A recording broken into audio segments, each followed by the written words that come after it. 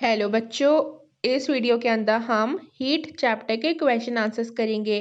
So question number 1 है, state similarities and differences between the laboratory thermometer and the clinical thermometer.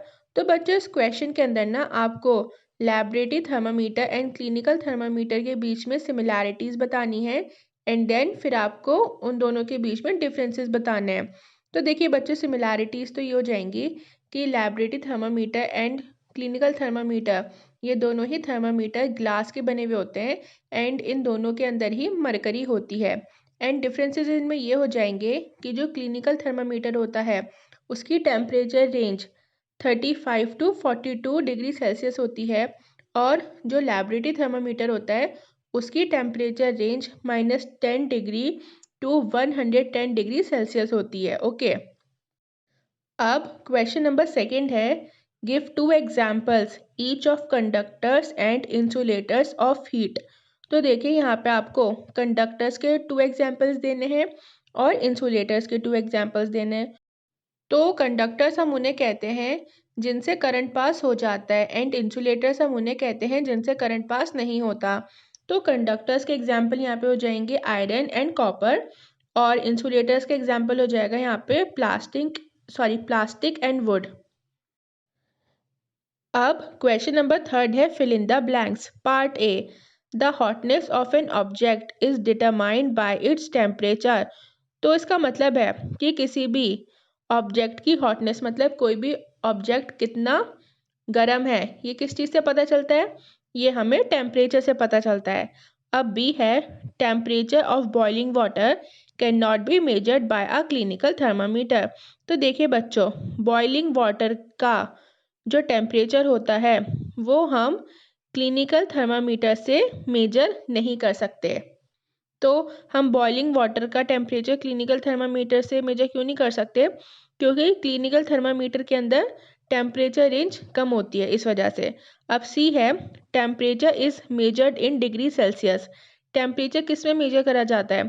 तो temperature को हम नापते हैं डिग्री सेल्सियस में। D, no medium is required for transfer of heat by the process of radiation. तो देखिए radiation के प्रोसेस में क्या होता है कि हीट को ट्रांसफर करने के लिए किसी भी मीडियम की ज़रूरत नहीं होती।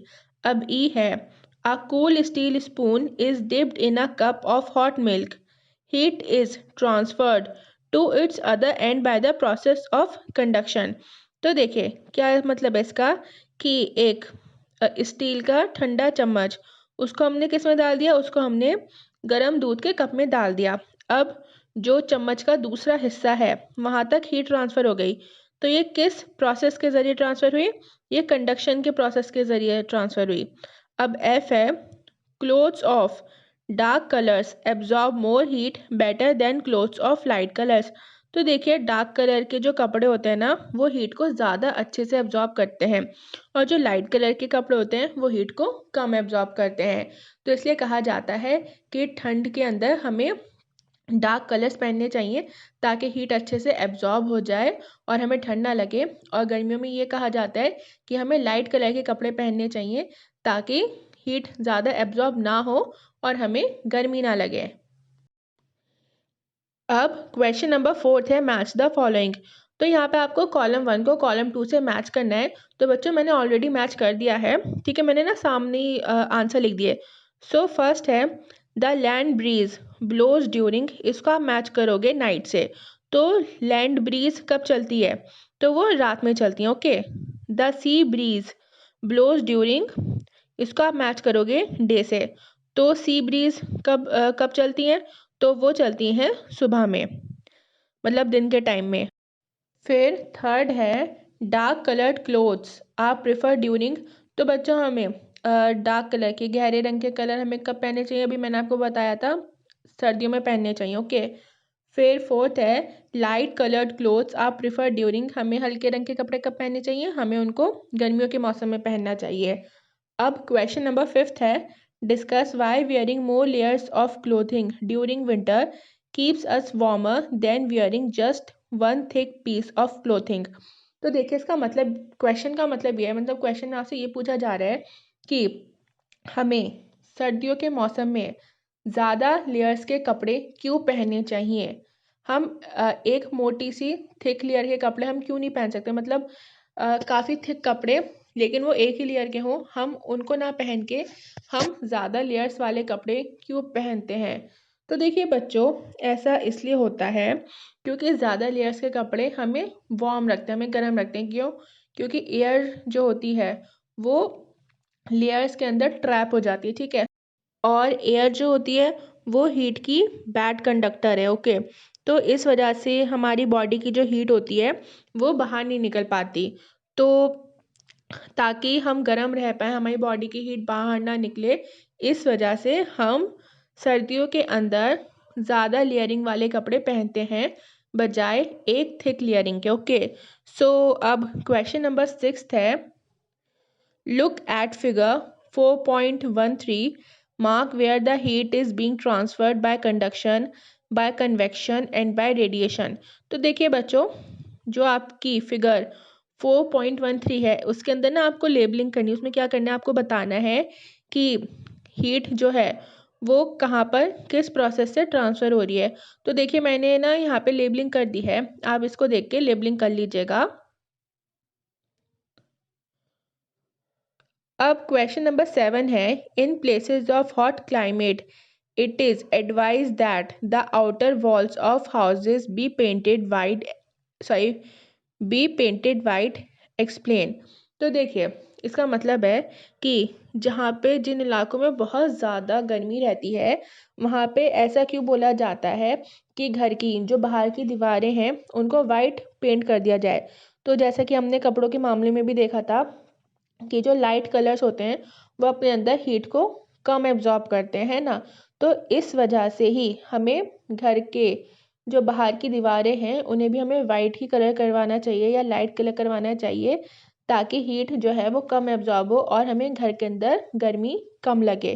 तो आप इसका आंसर लिखोगे, it is because white colour reflects heat and the houses do not heat up too much. Question number 8, 9, 10, 11, इसमें ना बच्चों आपको क्वेश्चन दिए गए हैं और 4 ऑप्शंस दिए गए हैं। आपको जो ऑप्शंस है ना आपको उनमें से किसी एक ऑप्शन पे टिक करना है क्वेश्चन को पढ़ के समझने के बाद। अब क्वेश्चन नंबर 8 है, 1 litre of water at 30 degree Celsius is mixed with 1 litre of water at 50 degree Celsius. The temperature the mixture will be, sorry, the temperature of the mixture will be. तो देखिए क्या करा गया है कि 1 litre पानी है जिसका टेम्परेचर 30 डिग्री सेल्सियस है एंड दूसरा एक और लीटर पानी है जिसका टेम्परेचर 50 डिग्री सेल्सियस है। अब इन दोनों को मिक्स कर दिया है आपस में और आपसे पूछा जा रहा है कि टेम्परेचर क्या होगा मिक्स करने के बाद। तो देखिए बच्चों, मिक्स करने के बाद जो टेम्परेचर होगा ना वो 30 डिग्री से 50 डिग्री के बीच में होगा, ओके। तो आप टिक लगाओगे डी पे। अब क्वेश्चन नंबर 9 है, an iron ball at 40 degree Celsius is dropped in a mug containing water at 40 degree Celsius, the heat will। तो इसका मतलब है कि एक आयरन बॉल है जिसका टेम्परेचर 40 डिग्री सेल्सियस है और वो किस में गिर गई है, वो एक मग में गिर गई है जिसके अंदर जो पानी है वो भी 40 डिग्री सेल्सियस का है। तो आपसे पूछा जा रहा है कि हीट क्या करेगी। तो देखिए हीट जो है ना वो ना तो आयरन बॉल से पानी के अंदर ट्रांसफ़र होगी और ना ही पानी से आयरन बॉल के अंदर ट्रांसफ़र होगी। क्यों? क्योंकि दोनों का टेम्परेचर सेम है। तो आप इसको लगा दोगे, इसका आंसर टिक लगाओगे आप बी पे। अब क्वेश्चन नंबर 10 है, a wooden spoon is dipped in a cup of ice cream it's other and. तो देखिए एक लकड़ी का चम्मच है जो किस में गिर गया है, आइसक्रीम के कप में गिर गया है। तो आपसे पूछा जा रहा है कि चम्मच का जो दूसरा एंड है वहाँ पे क्या होगा। तो देखिए जो दूसरा एंड है ना वो कोल्ड नहीं होगा, वो ठंडा नहीं होगा। क्यों? क्योंकि आपको पता है वुडन क्या है, इंसुलेटर है और हीट उससे पास नहीं हो सकती, ना इलेक्ट्रिसिटी पास हो सकती है। तो इसलिए जो दूसरा एंड है वो ठंडा नहीं होगा। क्वेश्चन नंबर 11 है, stainless steel pans are usually provided with copper bottoms, the reason for this could be that. तो देखिए स्टेनलेस स्टील पैन्स जो होता है ना उनका नीचे का हिस्सा जो होता है वो कॉपर का होता है।